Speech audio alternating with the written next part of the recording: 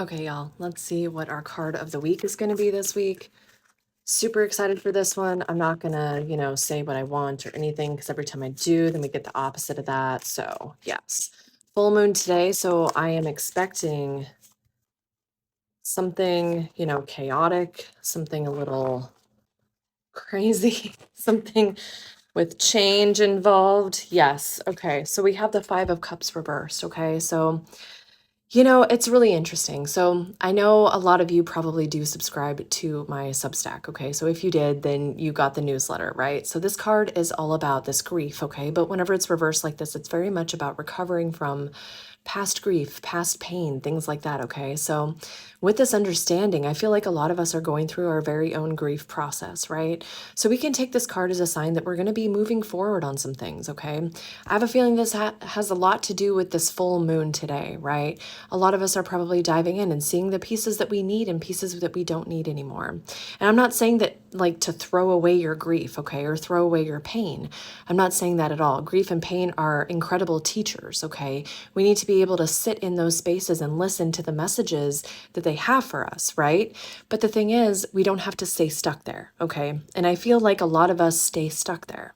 And I'm not suggesting that you push down your pain, push down or repress your grief or anything like that, okay? What I'm saying is being able to move forward. There are different levels that happen in a grief process. And if you're going through a grief process or have been through a grief process, then you kind of understand what I'm saying. It's not linear. It's not linear at all, okay? But there are movements within a grief process, right? And with that, I feel like some of us are moving on to a next level, whatever that looks like for us. This might include more crying. This might include more sadness, maybe some more anger, maybe some more acceptance. Okay, there are many, many different things that can come through with this process.